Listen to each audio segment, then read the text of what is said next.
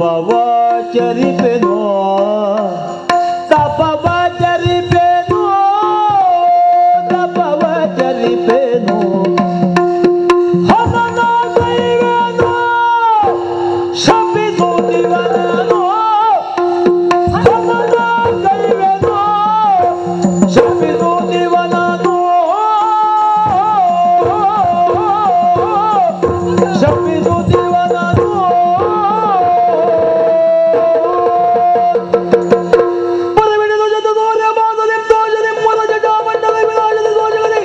ಧರಿಸಿದ ಒಪ್ಪದ ರಾಮನಾಯ್ತಂತ ಆ ಕ್ಷಣದೇ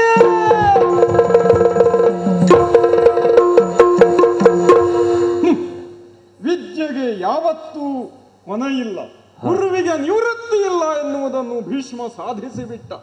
ಜಗತ್ತಿನ ಜಂಜಾಟವೇ ಬೇಡವೆಂದು ಮಹೇಂದ್ರಗಿರಿಯ ತುದಿಯಲ್ಲಿ ನಿಂತಿರುವಾಗ ಮತ್ತೆ ಭೂಮಿ ನನ್ನನ್ನು ಕರೆಯುತ್ತದೆ. ಯುಗ ಯುಗಗಳು ಕರೆದರೂ ಗುರುವಿಗೆ ನಿವೃತ್ತಿ ಇಲ್ಲ ಎನ್ನುವುದನ್ನು ಸಾಧ್ಯ ಮಾಡುವ ಸಿದ್ಧ ಮಾಡುವ ಶಿಷ್ಯರು ಹುಟ್ಟಿದರಲ್ಲ, ಬರಬೇಕಾಯಿತು ನಾನು ಈ ಸಮಂತ ಪಂಚಕಕ್ಕೆ. ಏನು ಪರಶುರಾಮ ನಿನ್ನ ಶಿಷ್ಯನು ತಪ್ಪಿ ನಡೆದ, ನಿನ್ನ ಇಡೀ ಅವತಾರದ ಉದ್ದೇಶವೇನಾಗಿತ್ತು? ಕ್ಷತ್ರಿಯ ದೌಷ್ಟ್ಯ ಹರಣ ಅಂತಾದರೆ ಇಂದು ನಿನ್ನ ಶಿಷ್ಯ ಕ್ಷತ್ರಿಯನಾಗಿ ಅದೇ ದೌಷ್ಟ್ಯವನ್ನು ಮೆರೆಸುವುದಕ್ಕೆ ನಿಂತಿದ್ದಾನೆ. ಎಲ್ಲಿದ್ದೀಯ ನೀನು? ಪ್ರಶ್ನೆ ನನಗೆ ಋಷಿಗಳಿಂದ. ಹಾಗಾಗಿ ಶಸ್ತ್ರವಿದರಿಗೂ ಉತ್ತರ ಕೊಡಬೇಕಾದ ಅನಿವಾರ್ಯತೆಯಲ್ಲಿ ಆನಂದಮಯ ಕೋಶದಿಂದ ಜ್ಞಾನಮಯ ಕೋಶಕ್ಕೆ, ಅಲ್ಲಿಂದ ವಿಜ್ಞಾನಮಯ ಕೋಶಕ್ಕೆ, ಅಲ್ಲಿಂದ ಅನ್ನಮಯ ಕೋಶಕ್ಕಿಳಿದು ಈ ಭೂಮಿಯಲ್ಲಿ ಬಂದು ನಿಂತು ಶಮಂತ ಪಂಚಕದಲ್ಲಿ ನಿಂತು ಭೀಷ್ಮನಿಗೆ ಹೇಳಿ ಕಳುಹಿಸಿದ್ದೇನೆ. ಅಂಬೆಯನ್ನು ಮದುವೆಯಾಗುವುದಕ್ಕೆ ಬಾಸಿಂಗವನ್ನು ಕಟ್ಟಿ ಬರಬೇಕು. ಅದಿಲ್ಲವಾದರೆ ಶಸ್ತ್ರ ಹಿಡಿದು ಪರಶುರಾಮನನ್ನು ಎದುರಿಸುವುದಕ್ಕೆ ಬಾ ಅಂತ ಹೇಳಿ ಕೃತವರ್ಣವನ್ನು ಕಳಿಸಿದ್ದೇನೆ. ಏನಾಗುತ್ತದೆ ನೋಡು.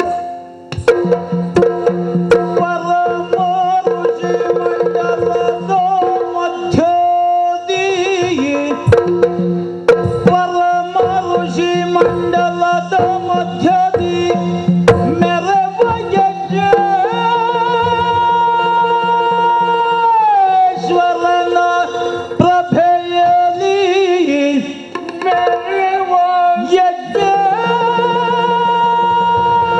ಯಜ್ಞೇಶ್ವರನ ಪ್ರಭೆಯಲಿ ವರಜಟ ಮಂಡಲದಿ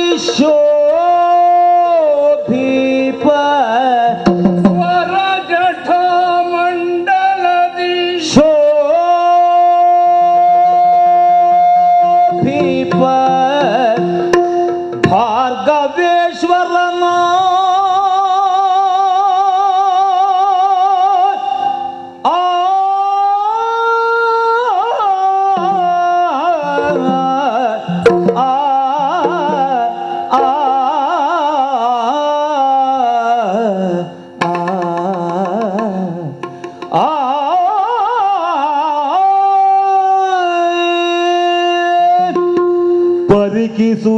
ಪರಿಕಿಸುತ್ತಲಭಿನಮಿಸಿ ಭೀಷ್ಮನು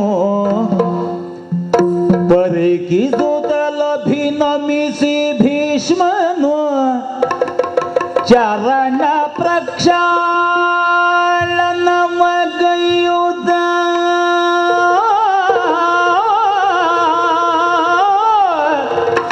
ಚರಣ ಪ್ರಕ್ಷಾಳನವಗೈಯುತ ಶಿರದಿ ತೀರ್ಥವ ಧರಿಸಿ ಮಧುಪರ್ಕಾದಿಗಳನ್ನಿತ್ತು ಶಿರದಿ ತೀರ್ಥವ ಧರಿಸಿ ಮಧುಪರ್ಕಾದಿಗಳನ್ನಿತ್ತು ವರರತುನಮಯ ಪೀಠವಿಯುತ ಕರಬಿಡಿದು ಕುಳ್ಳಿರಿಸಿ ವರರತುನಮಯ ಪೀಠವಿಯುತ ಕರಬಿಡಿದು ಕುಳ್ಳಿರಿಸಿ ದೈನ್ಯದಿ ಶಿರವ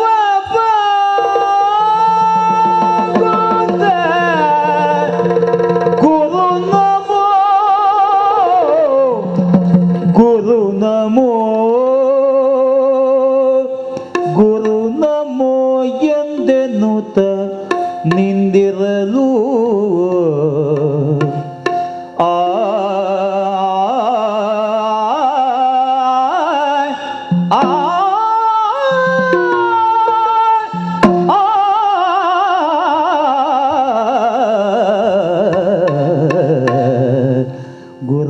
ನಮೋ ಎಂದೆನುತ ಗುರು ನಮೋ ಆ ಆ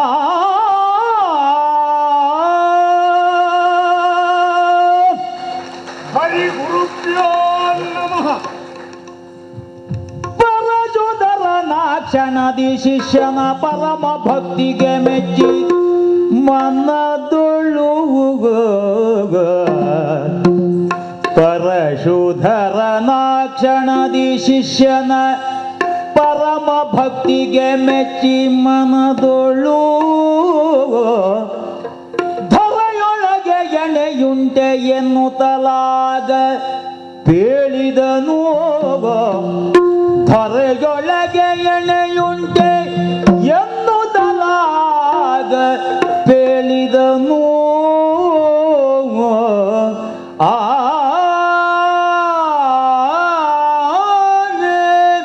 ಎತ್ತಲಿರಿಸಿದ ಪೀಠ ಬುದ್ಧಿಗಳ ನೀನೀಗ ಎತ್ತಲಿರಿಸಿದ ಪೀಠ ಬುದ್ಧಿಗಳ ನೀನೀಗ ಮತ್ತ ಕಾಶಿನಿಗೀಕೆ ಗಂಧ್ಯ ಪುರುಷನೊಳ್ಳು ಮತ್ತ ಕಾಶಿನಿಗೀಕೆ ಗಂಧ್ಯ ಪುರುಷನೊಳ್ಳು ಚಿತ್ತವಿಟ್ಟಲ ತಂದು ತೊರೆದ ಕಾರಣ ಏನು? ಚಿತ್ತವಿಟ್ಟಲ ತಂದು ತೊರೆದ ಕಾರಣ ಏನು? ಮತ್ತಿವಳ ನೀ ಬಿಟ್ಟರ್ಯಾರು ವರಿಸುವರು?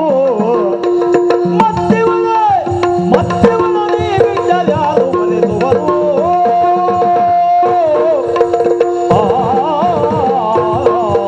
ಭೀಷ್ಮ ಗುರುವರ್ಯ, ಪ್ರತಿಜ್ಞೆಯ ಆಧಾರದಲ್ಲಿಯೇ ಹೆಸರನ್ನು ಗಳಿಸಿ ಪ್ರಪಂಚಕ್ಕೆ ಪ್ರಕಟವಾದಂತಹ ದೇವವ್ರತ ನೀನು ಏನು ವ್ಯವಹಾರ ಮಾಡಿದೆ ಅಂತ ನಿನ್ನನ್ನೇ ಕೇಳಬೇಕಾದ ಪರಿಸ್ಥಿತಿಯನ್ನು ಯಾಕೆ ತಂದಿಟ್ಟೆ? ಈ ಲೋಕದ ವ್ಯವಹಾರವೇ ಬೇಡ ಎಂದು ಎಲ್ಲಿಯೋ ಇದ್ದ ನನ್ನಲ್ಲಿ ಬಂದು ವಿದ್ಯೆಯನ್ನು ಪಡೆದು ಆ ವಿದ್ಯೆ ಸಾರ್ಥಕವಾಗುವಂತಹ ಕ್ಷಣಕ್ಕಾಗಿ ಗುರುವಾದ ನಾನು ಹಾರೈಸಿ ನಿಂತರೆ ನಿನ್ನ ಶಿಷ್ಯ ಅಪಚಾರವನ್ನು ಗೈದ ಎಂಬ ಮಾತು ಆ ಮಹೇಂದ್ರಾಚಲದ ತುದಿಯವರೆಗೂ ಬರುವ ಹಾಗೆ ಮಾಡಿದೆಯಲ್ಲ. ಏನು ವ್ಯವಹಾರ ಮಾಡಿದೀಯ ನೀನು? ನಾನು ಕೇಳಿದ್ದೇನೆ, ನನ್ನ ಸಂಗಡ ಬಂದಂತಹ ಈ ಅಂಬೆ ಇವಳು ಕಾಶಿಯ ಪುತ್ರಿ. ಸ್ವಯಂವರ ಮಂಟಪ ಸಿದ್ಧವಾದಾಗ ನೀನಲ್ಲಿಗೆ ಹೋದೆಯಂತೆ. ನನಗೆ ತಿಳಿದಂತೆ ಬ್ರಹ್ಮಚರ್ಯ ವ್ರತವನ್ನು ಸ್ವೀಕರಿಸಿದಂತಹ ನೀನು ಸ್ವಯಂವರ ಮಂಟಪಕ್ಕಾಗಿ ಹೋದದ್ದು ಯಾಕೆ? ಹೋದ ಮೇಲೆ ಅಲ್ಲಿ ಎಲ್ಲರನ್ನೂ ಯುದ್ಧದಲ್ಲಿ ಸೋಲಿಸಿದೆಯಂತೆ. ಸೋಲಿಸಿದ ನೀನು ಈ ಕನ್ಯೆಯರನ್ನು ಇಲ್ಲಿಗೆ ಕರೆತಂದೆಯಂತೆ. ತಂದ ಮೇಲೆ ಅವಳನ್ನು ಬಿಟ್ಟೆಯಂತೆ. ಈಗ ಅವಳನ್ನು ವರಿಸುವವರು ಯಾರು? ಯಾಕೆ ಕಾಶಿಗೆ ಹೋದೆ? ಅವಳನ್ನು ಯಾಕೆ ತಂದೆ? ತಂದ ಮೇಲೆ ಯಾಕೆ ಬಿಟ್ಟೆ? ಈಗ ಯಾರು ಅವಳನ್ನು ವರಿಸಬೇಕು? ಉತ್ತರ ಬೇಕು ನನಗೆ. ಗುರುವರಿಯ ಕೇಳಿಗೆ